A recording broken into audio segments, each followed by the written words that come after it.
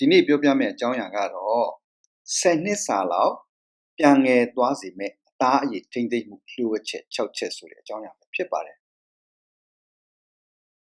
အသက်အရွယ်ရလာတာနဲ့အမျှမှန်ကြည့်တိုင်းငါအရင်ကတည်းကအိုစာသွားပြီလားဆိုပြီးစိတ်မကောင်းဖြစ်ပူးကြမှာပါအရေးအကြောင်းတွေရောပါဖို့အသားအရည်တင်းရင်ဖို့အတွက်ဈေးကြီးတဲ့ cream တွေဆီရမ်တွေကိုအလူရဲ့ဝယ်လေးကြတဲ့လူနာတွေကျွန်တော်စီကမှာဒီတိုင်းလိုတွေ့ရတတ်ပါတယ်ဒါပေမဲ့ကျွန်တော်ဆရာဝန်တယောက်အနေနဲ့ခက်ရှင်းရှင်းပဲမေးပြစီတစ်ပင်တစ်ပင်ညှိုးနွမ်းနေရင်အရွက်တွေကိုဆေးဆိုးမှာလားအမြစ်တွေကိုရေလောင်းမှာလားဒီမိကွန်းရဲ့အဖြေကိုရှာဖွေဖို့အတွက်ရှေ့ဟောင်းပုံမြင်လေးတစ်ပုဒ်နဲ့အစပြောလိုက်ရအောင်ရှေ့တုန်းက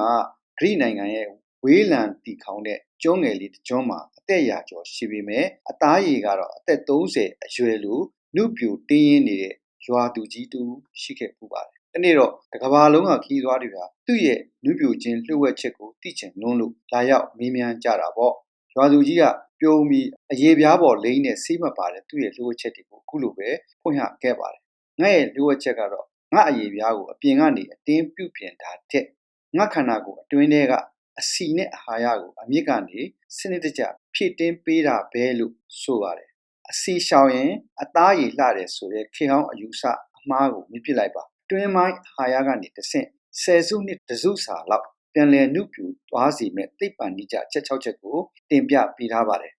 ဆယ်အဆင့်ကနေ10နှစ်စာပြန်ငယ်သွားစီမဲ့လျှို့ဝှက်ချက်6ချက်ဆိုတာဘာတွေလဲသိပ္ပံနိကျသူတေသနာပြုချက်တွေနဲ့အတူအားအရေးကိုပြောင်းလဲပေးမဲ့အချက်တွေကိုရှင်းပြပေးပါမယ်နံပါတ်1အသားရည်အတွက်ပြည့်ဝစေ saturated fat နဲ့ cholesterol လူများစုက cholesterol နဲ့အဆီဆိုရင်ကြောက်လန့်ပြီးရှောင်ကျဉ်တတ်ကြပါတယ်ဒါပေမဲ့ဒါအသင့်အသားရည်ကို6တွေ့အိုမင်းစေတယ်အဓိကတဲခံဘဲလို့ဆိုရင်သင်အံ့ဩသွားမလားဆေးဘက်ဆိုင်ရာချက်လက်တွေပြောရရင်သင်ရဲ့အရေးပြားဆဲအမီပါဆဲ membrane ရဲ့50% ဟာ cholesterol နဲ့တိစောက်ထားတာဖြစ်ပါတယ်အသက်ကြီးလာတဲ့အခါအသားရည်ကိုတင်းစေတဲ့ဟော်မုန်းတွေထုတ်လုပ်ဖို့အတွက်ဒီ cholesterol တွေကကုန်ကြမ်းဖြစ်အလုပ်လုပ်ပေးရတာပါအဆီကိုလုံးဝရှောင်ကျင်တဲ့ low fat diet စားသောက်မှုပုံစံကအသားအရည်ကိုပုံမမြန်ဆန်စွာအုံမင်းရင်းရော်စီပါတယ်ဒါတွေကိုရရှိနိုင်မဲ့အရင်းမြစ်တွေကတော့အရေးသွေးမြင့်တိရစ္ဆာန်ထွက်အဆီများနဲ့ဥအမျိုးမျိုးတို့ဖြစ်ပါတယ်နံပါတ်1ဗီတာမင် A ဟာကောလာဂျင်ကိုနှိုးဆက်ပြီးသူဖြစ်ပါတယ်ဗီတာမင် A ဟာအသားရည်နှုတ်ပြိုတင်းရင်းဖို့အတွက်ဘရင်လို့တင်စားလို့ရပါတယ်ဆေးဘက်ဆိုင်ရာချက်လက်တွေပြောရရင်ဗီတာမင် A ချို့တဲ့ရင်အသားရည်ထူပြီးကြမ်းတမ်းလာခြင်း conification နဲ့အသားရည်6တွေ့ခြင်းတွေဖြစ်လာတတ်ပါတယ်ဗီတာမင်ရဲ့ထူးခြားချက်ကအသားရည်အောက်ကကောလာဂျင်ထုတ်လုပ်မှုကိုဖြစ်ပေါ်စေတဲ့ genes တွေကိုအလုပ်လုပ်အောင်ဆဲအဆင့်အထိလှုပ်ဆော်ပေးနိုင်စွမ်းရှိခြင်းဖြစ်ပါတယ်ဟင်းသီးဟင်းရွက်ကရတဲ့ဘီတာကရိုတိန်းထက်ခန္ဓာကိုယ်ကဓာတ်ရိုက်သုံးနိုင်တဲ့ retinol ပုံစံကပိုထိရောက်ပါတယ်ရရှိနိုင်တဲ့အာဟာရရင်းမြစ်တွေကတော့ organic ကြက်ဥအနှစ်ငါးကြီးစီ virgin cod liver oil တဘာဝထောပတ် butter နဲ့ salmon ငါးတို့ဖြစ်ကြပါတယ်နံပါတ်3ဗီတာမင် E ဟာနေရောင်ခြည်ဒဏ်ခံတဘာဝဒိုင်းလွှာဖြစ်ပါတယ်အသက်ကြီးလို့ပေါ်လာတဲ့တင်းတိတ်မှဲကြောင်နဲ့အရေးအကြောင်းတွေဟာဗီတာမင် E အားနည်းလို့ဖြစ်ရတာပါဆေးပညာဆိုင်ရာချက်လက်တွေဆိုရင်ဗီတာမင် E ဟာအသားအရည်ကိုနေလောင်ခြင်းဓာတ်တိုးခြင်း oxidation နဲ့အမာရွတ်ဖြစ်ခြင်းတို့ကနေအကောင်းဆုံးအကာအကွယ်ပေးတဲ့ antioxidant ဖြစ်ပါတယ်အထူးသဖြင့်အမျိုးသမီးတွေသွေးဆုံးခံနေ menopause အချိန်မှာဟော်မုန်းအတက်ကြပြီးကြောင့်ဗီတာမင် E လိုအပ်ချက်ပုံမှန်မြင်မာလာတတ်ပြီးဒါကိုဖြည့်တင်းပေးမှအုံမင်းမှုကိုတားဆီးနိုင်မှာပါ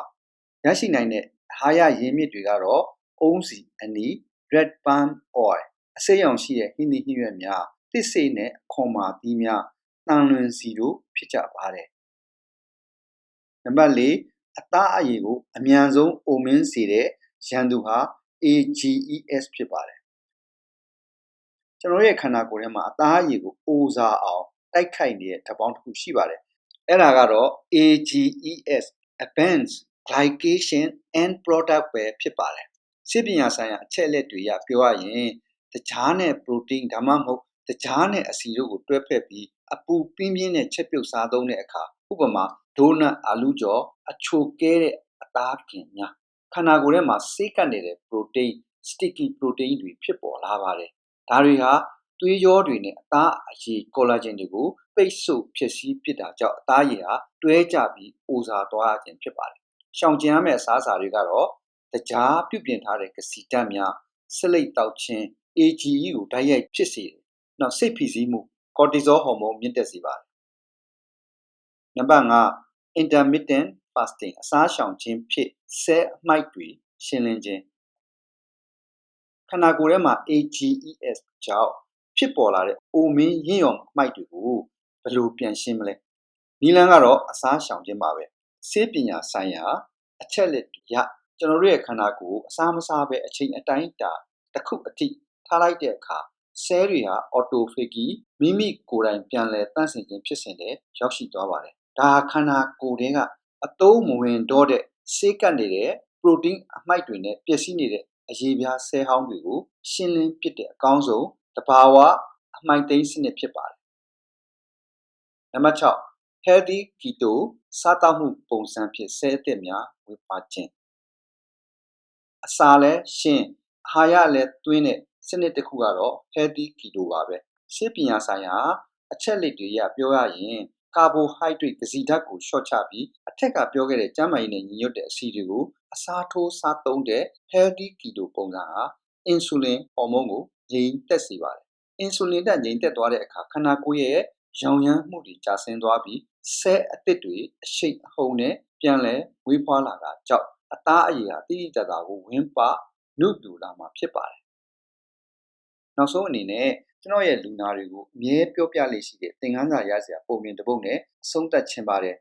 နုပြိုခြင်းစမ်းရည်တွင်းကိုရှာဖွေဖို့ရွာကနေထွက်ခွာသွားတဲ့လူငယ်တစ်ယောက်ရှိပါတယ်သူဟာကဘာအနှံ့ကအဖိုးတန်လိန်စေးတွေမျက်နှာဖုံး mask တွေကိုနှစ်ပေါင်းများစွာလိုက်လံရှာဖွေပြီးသုံးဆွဲခဲ့ပေမဲ့အသက်ကြီးလာတာနဲ့အမျှသူ့သားရည်ဟာတဖြည်းဖြည်းညှိုးလျော်မေးမိန်လာခဲ့ပါတယ်နောက်ဆုံးမှာတော့သူဟာတောတောင်တဲကပညာရှိအဖိုးတယောက်နဲ့တွေ့ဆုံခဲ့ပြီးသူ့ရဲ့စိတ်ပစ်အားလျှော့မှုကိုရင်ဖွင့်တဲ့အခါဘိုးကသူ့ကိုကြည့်ကူးလိုပဲသတိပေးခဲ့ပါတယ်မင်းဟာ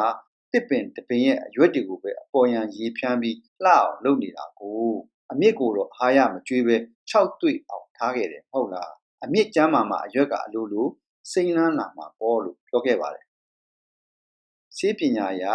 အနှစ်ချုပ်ရရင်တော့အသားရည်နုပြူလှပဖို့ဆိုတာအပြင်ပိုင်းကနေ cream တွေအတင်းလိမ့်ချယ်ရုံနဲ့မရပါဘူးအတွင်းပိုင်းကအပြင်ပိုင်းတို့ inside out ဆိုတဲ့သဘောတရားအတိုင်းသင့်ဆဲတွေတောင်းတနေတဲ့ပြေဝစီခေါင်းတွေဗီတာမင် A ဗီတာမင် E တို့ကိုပြေဝစွာကျွေးမွေးရပါမယ်အပြိုင်နက်ထဲမှာပဲအသားရည်ကိုအိုမင်းစေတဲ့တကြားနဲ့ AGEs ကိုရှောင်ကျဉ်ပြီး keto နဲ့ intermittent fasting ကိုကျင့်သုံးသွားမယ်ဆိုရင်သင်ဟာခွဲစိတ်ပြုပြင်စရာမလိုပဲ10နှစ်စာလောက်တဘာဝအတိုင်းပြန်လည်နုပြိုလာမှာသိကြပါတယ်သင်ရဲ့အသားရည်ကို10နှစ်စာပြန်ငယ်သွားစေဖို့နေ့စဉ်စားတောက်မှုပုံစံကိုဒီနေ့ကစာရင်ပြောင်းလဲပြဖို့အစဉ်သင့်ဖြစ်နေပြီလားအစအဆုံးကြည့်ရှုအားပေးအတွက်ကျေးဇူးတင်ပါတယ်နောက်လွယ်လကူကြည့်ရှုနိုင်ဖို့အတွက် subscribe ကိုတစ်ချိန်နှိပ်ပေးထားပါလို့မေတ္တာရက်ခံပါတယ် like နဲ့ share ကိုလည်းနှိပ်ပေးစေချင်ပါတယ်လူသားအားလုံးလွတ်လပ်ပျော်ရွှင်တဲ့ဘဝတွေကိုပိုင်ဆိုင်ကြပါစေလို့ဆုတောင်းလိုက်ပါတယ်အားလုံးကိုကျေးဇူးတင်ပါတယ် Happy great day